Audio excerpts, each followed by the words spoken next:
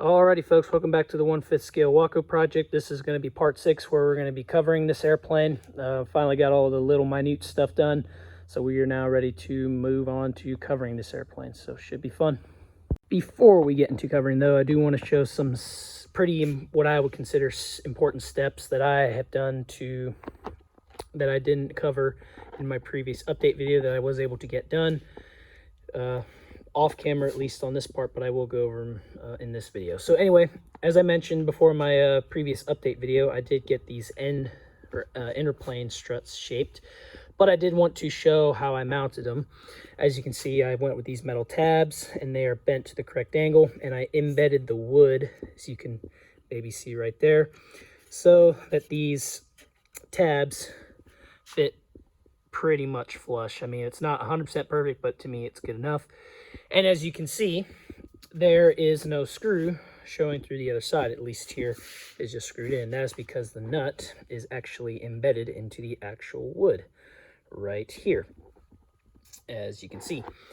So this does quite a bit of few things. Number one, as I mentioned before, it keeps it a little bit more scale with me not having to put a nut on the other side.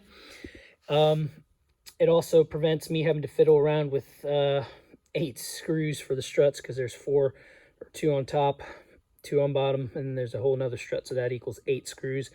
So I don't have to fiddle with 8 nuts because they are inside the wood and they can't go anywhere. And yeah, makes things just a lot easier in that regard. So I'm really pretty pleased with this setup and how it came out.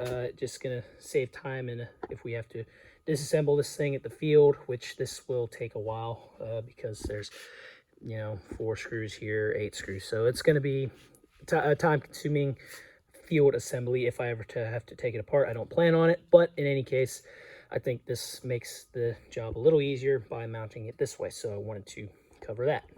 And as I mentioned in my last update video, I had to make wing fairings, and these are what I came up with. These started off as a 1x1 solid wood block, and I had to add some wood, as you can see, to get the final shape. But in any case, they do look really good on there. Now these are not finally shaped. I'm gonna have to, I do plan to cut some of that off down there, but in any case, I've got a good basis and I want to cover it now so I can get an absolute perfect assumption of where this end has to meet, because I think this I have to add some wood here to get it to meet flush fuse, but I'm gonna wait to do that till I can get it covered, or till it's covered, so I can get a 100% accurate layout. But in any case, these are the wing fairing. This is the wing fairing. I think I have another one. Oh yeah, right here.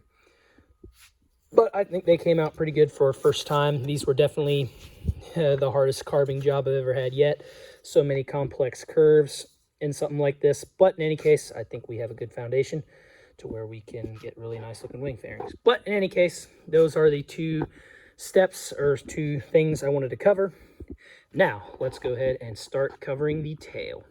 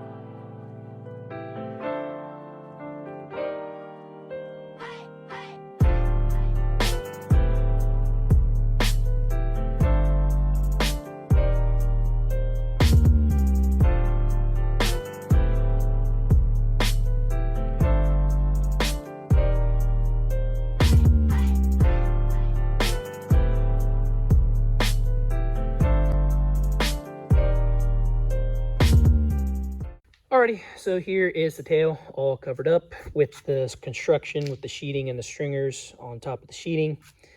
It did give the covering a nice ribbed effect, and I was kind of worried how iron-on covering would react to that, but I'd say it reacts pretty darn well, as you can see. And I wasn't too sure, honestly, how it would look with this type of construction, but now that it has covering on it, I actually really dig it. I think it looks pretty darn awesome. But in any case, tail's covered, and the best way I found to do this, at least for me. I'm sure an expert will chime in and tell you how to do it a better way. But tack it on all the high spots, the stringers, and then go around, kind of get the edges sealed down, go all around that. Then hit it with a heat gun, get all the wrinkles out, or get the loose covering and shrink it and tighten it up, and then just finish it off around the edges. So these curved surfaces definitely take more time than straight ones do, but in any case, I think they came out pretty darn good. I'm no expert at this, but I can't complain. I think it'll work. So now we're going to attempt putting this gold covering on here. And this is covering. I may actually have to go to trim because I'm not sure how. Like I said, I'm using new cover for the main and then ultra coat, which I believe ultra coat may actually be a higher temp. So that actually may not work. I'm going to try it, see how it works. And if I have to recover the tail, so be it. And then I might have to move to gold trim. Who knows? We're going to see if it'll work. But in any case, we will get some templates made and get some leading edge gold trim on these white surfaces. I think that should look pretty darn slick. Anyway, let's get to it.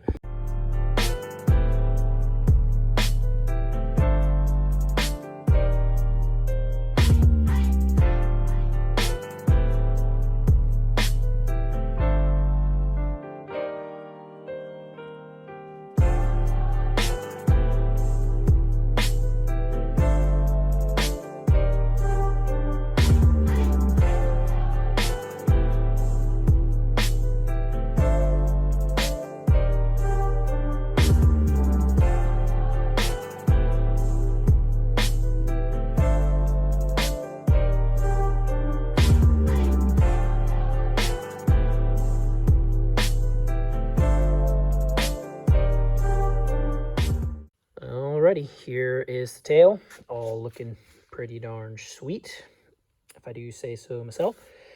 This did take me 4 attempts to get it as air bubble free. As you can see here, this side pretty much is almost perfect. But in any case, I still have a few here, but I think this is well within an acceptable range to look good. But in any case, if you want to get these kind of results that I did, you're going to need something like this. This Top Flight Woodpecker was a lifesaver. I remembered I had this because the first attempts I didn't even use it. And I was like, hey, I think I have this tool. And it's intended for relieving air bubbles in top covering in like open structures like this. And that worked great. So you punch a lot of little holes in the underside covering, in my case the white, so air has somewhere to vent out, and that definitely did help a lot, and it came out looking like this. So really cool. And then my other hint for you is make sure your iron is on the lowest setting, because if this shrinks too fast, it's gonna move off move off where you want it, and won't end up looking as good. But in any case, the vertical and the horizontal have the leading edge trim applied. So now we are ready to move on to the next, which I'm not sure if I'm going to do the wing or fuselage next, so I'll have to decide. But in any case, we'll get one of those done. Alrighty, so you see I have the top wing on the table now, and that is what I decided to cover next, simply because it is probably a little bit better sanded finish-wise than the bottom one. So I went ahead and decided to do this first. Plan is to have 3 pieces, like a left or right side in my case, a right, center, and then a left, and all that sort of good stuff as far as pieces of covering. This here will definitely be interesting, this curve. I'll see if I can get this in here, or if I need a separate piece or something like that. We'll see what happens. But in any case, should be pretty interesting. So let's get the top wing covered up.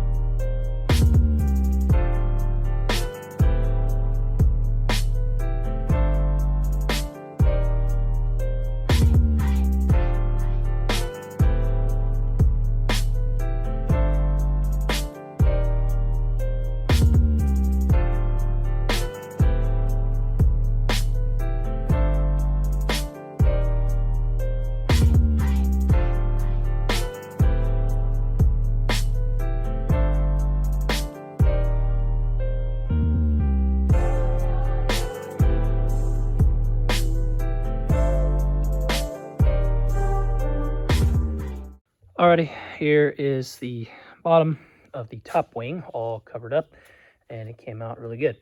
So like I did mention, I did do this in 3 pieces, and as you can see, that does work, but it does leave this right here, which is, being that this is on the bottom side, this is going to be facing towards the fuse, I'm not too worried about this. But obviously when we go to the top, this is something I'm not going to want, these intersecting pieces of covering. So I am going to attempt to do the top as one piece, which, man, I see that being very interesting with these 2 curves right here. But maybe it can be done. We'll see. But in any case, I'm going to try to do it all one piece to make it the best, or to make it look as good as I can. So we will go ahead and get that done.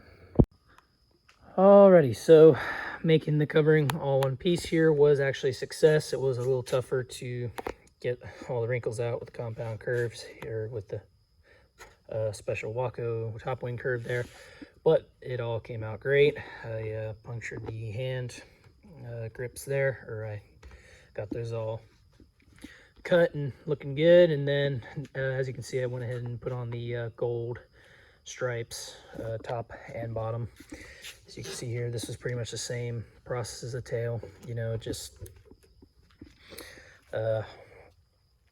woodpecker, low temp, because this stuff likes to bubble. That's also what I found out is make sure your iron is on the lowest temp setting to where this adheres but doesn't shrink, and you'll reduce air bubbles significantly that way.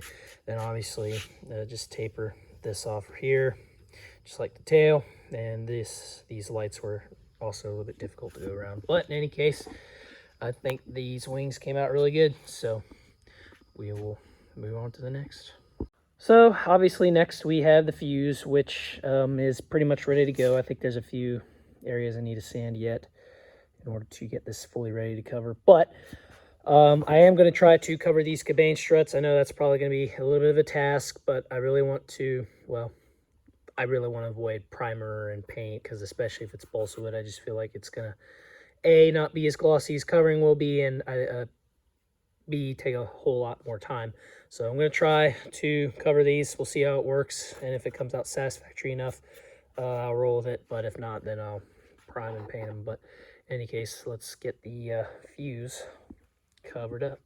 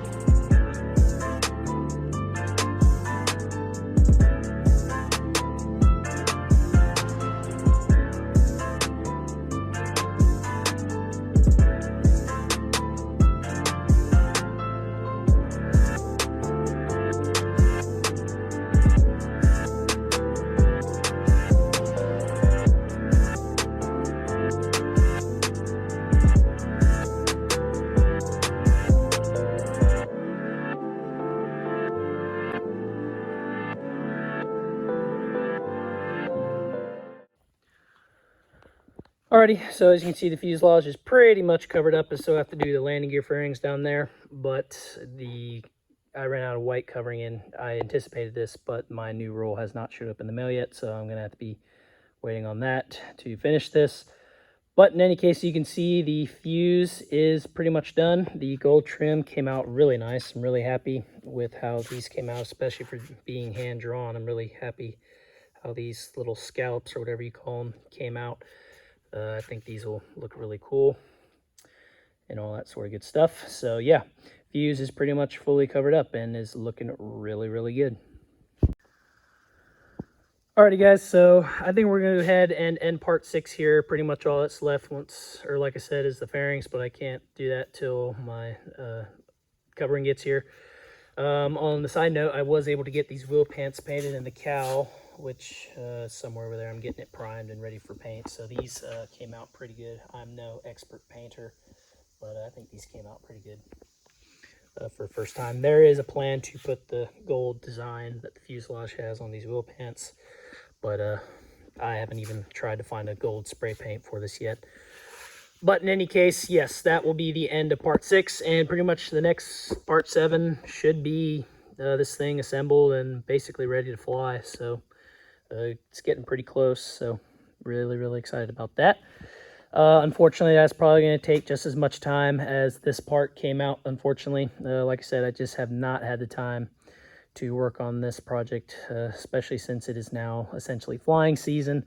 I've had a lot more other projects come up, and life, unfortunately, is also getting in the way, making some changes there. But in any case, I will do my best to try to get this done as fast as possible and keep you guys updated. But in any case, this will be the end of part 6, and stay tuned for part 7 on the 1/5 scale Waco project.